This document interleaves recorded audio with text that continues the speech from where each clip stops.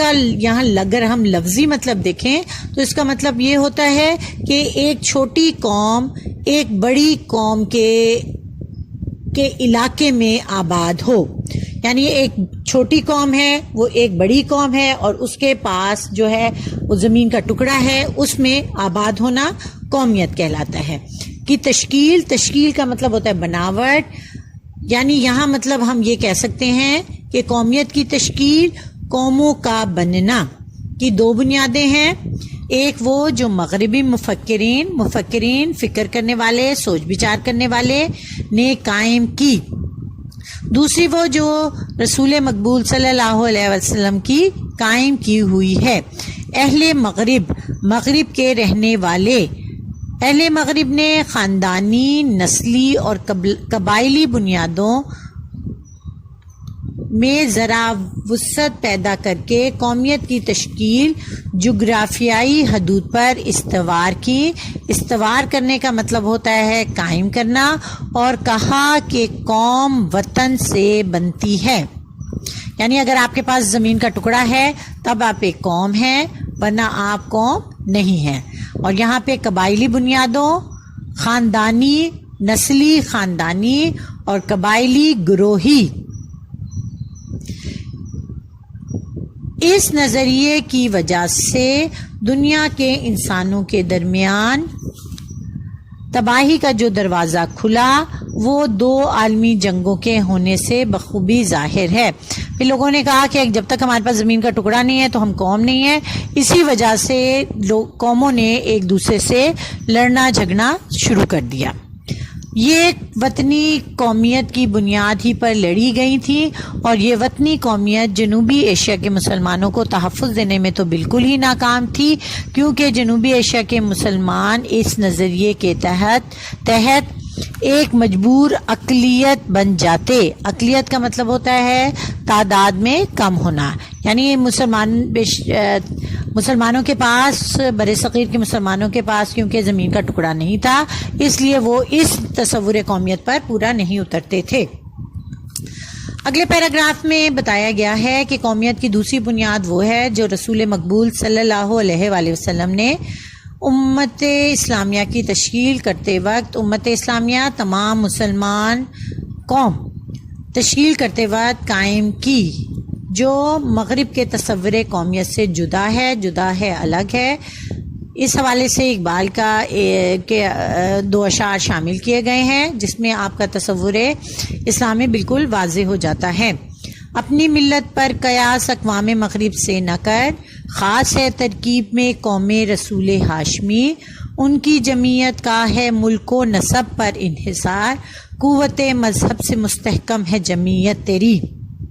یعنی اقبال بھی کہتے ہیں کہ مغرب کی جو قوم ہے اس پہ اپنی قوم کی بنیاد نہیں رکھو, کیونکہ حضور صلی اللہ علیہ وسلم کی جو قوم ہے اس کی بناوٹ جو ہے وہ بالکل خاص ہے.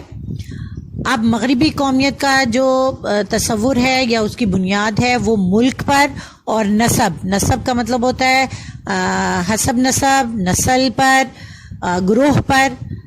قوت مذہب سے مستحکم ہے جمعیت تیری.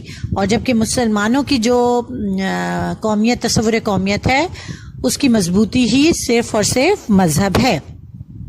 ایک عقیدہ ہے, ایک کلمہ ہے اور ایک نظریہ ہے. مسلمانوں کی قومیت ایک نظریاتی قومیت ہے, نظریے کے بنیاد پر, ایک تصور کے بنیاد پر جو لا الہ الا اللہ پر قائم ہے, یعنی اللہ ایک ہے اور کوئی اس کا شریک نہیں. یعنی یہ کہ نسل, رنگ اور وطن کی بنیاد پر نہیں بلکہ ایک نظریے, ایک عقیدے, ایک کلمے کی بنیاد پر وجود میں آئی ہے. اور اس نظریاتی پہلو کو نمایاں کرنے کے لیے, واضح کرنے کے لیے اسے ملت کہا گیا ہے. ایسی نظریاتی قومیت میں ہر نسل, ہر رنگ اور ہر جغرافیائی خطے کے لوگوں کے لیے جگہ ہوتی ہے. جیسا کہ میں نے آپ کو بتایا کہ دنیا میں رہنے والے کسی بھی جگہ, کسی بھی ملک کا مسلمان ملت مسلمہ کا رکن ہے. اور حقیقت یہ ہے کہ جنوبی ایشیا کے مسلمانوں کو، جن میں ہر نسل اور مختلف جغرافیائی خطوں کے لوگ شامل تھے، ایک ایسی قوم کے ماتحت زیر سایہ اقلیت بن کر رہنا منظور نہ تھا، جو اسلامی قومیت کے برعکس ذات پات، چھوت چھات اور بت پرستی کے بندھنوں میں جکڑی ہوئی تھی۔ ہاں جی، ذات پات، آپ کو پتہ ہے کہ ہندو معاشرہ ذات پات میں جکڑا ہوا ہے، لوگوں کو مختلف ذاتوں میں تقسیم کر دیا گیا ہے، کچھ اونچی ذات ہے، کچھ نیچی ذات ہے۔ اسی طرح چھوت چھات کا مطلب ہوتا ہے کہ مختلف لوگوں کا، یعنی مختلف جو ذاتوں کا، اگر کم تر ذات بڑی اونچی ذات کی کسی چیز کو چھو لے تو وہ ناپاک یا گندی ہو جاتی ہے، تو یہ چھوت چھات کا ان کا تصور ہے۔ اسی طرح بت پرستی، بتوں کو پوجا کرنا، کہ بندھن ہوتا ہے رشتوں میں، جکڑی ہوئی تھی، جڑی ہوئی تھی۔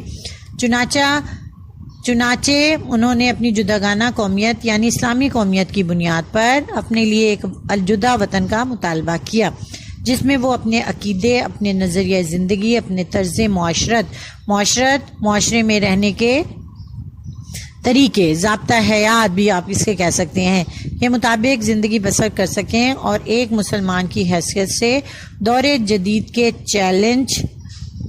چیلنج کا مقابلہ کر کے اپنے مستقبل کو سنوار سکیں، درست کر سکیں۔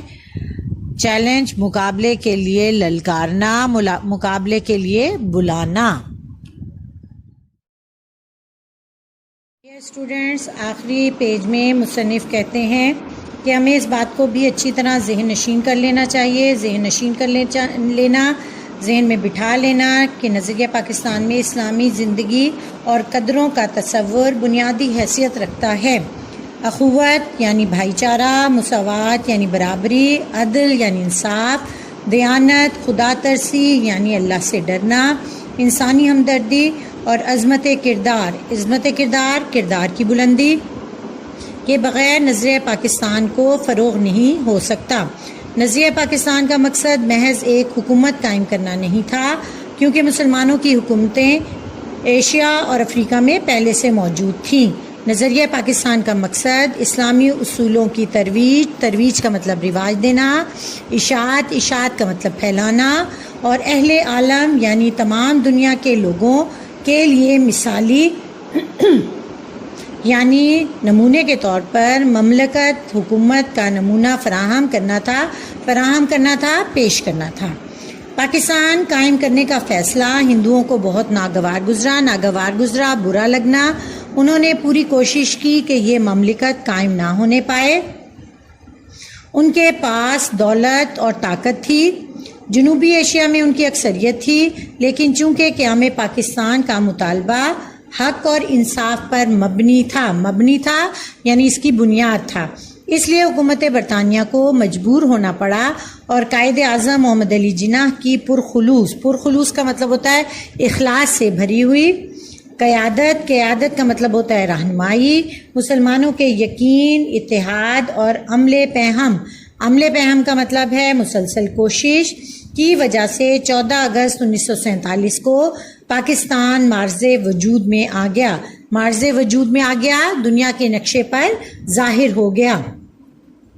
پاکستان نے اپنے قیام سے اب تک بڑی ترقی کی ہے اور اس کا شمار دنیا کے اہم ملکوں میں ہوتا ہے۔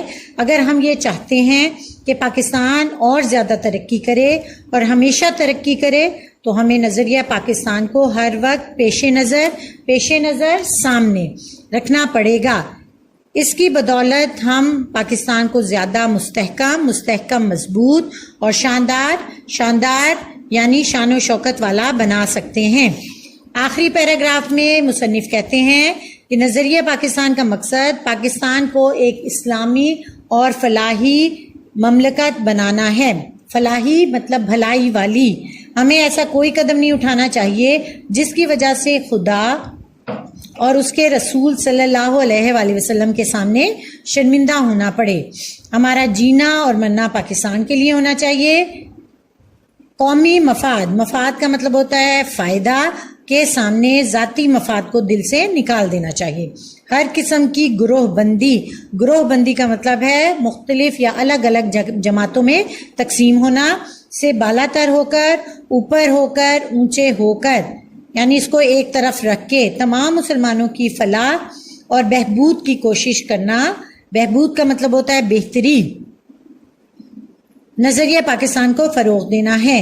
اگر ہم نے نظریہ پاکستان کو پیش نظر رکھا اور اپنی سیرت اور کردار کو اس کے مطابق ڈھالنے کی کوشش کی تو دنیا کی دوسری قوموں میں بھی ہمیں امتیاز حاصل ہوگا، برتری حاصل ہوگی، اور ہم اسلامی اصولوں کی روشنی میں پاکستان کو توانا مطلب طاقتور، مستحکم، شاندار اور پرعظمت کا مطلب ہوتا ہے بڑائی والا بنانے میں پوری طرح کامیاب ہو جائیں گے انشاءاللہ کا مطلب ہے اگر اللہ نے چاہا. اس طرح بیٹے ہمارا آج کا سبق مکمل ہوا. امید ہے آپ کو سبق کی اچھی طرح سمجھ میں آ گئی ہوگی. اب ہمارا لیکچر جو ہے وہ منڈے کو ہوگا. درمیان میں آپ کے 3-4 دن ہیں، تو آپ کی ہوم اسائنمنٹ یہ ہے کہ اس کے ساتھ ہی آپ کو اس سبق کا خلاصہ اپلوڈ کر دیا جائے گا. آپ نے وہ اچھی طرح یاد کرنا ہے اور اپنی کتابوں پر کاپیوں پر لکھ لینا ہے. اور اس کے ساتھ ساتھ مضمون نمبر 2 علامہ اقبال، وہ بھی آپ نے اچھی طرح یاد کرنا ہے اور اس کو بھی اپنے رجسٹر یا کاپی جس پہ بھی آپ کام کر رہے ہیں اس پر تحریر کر لینا ہے. تو بیٹا اللہ تعالی ہم سب کا حامی و ناصر ہو. اللہ حافظ.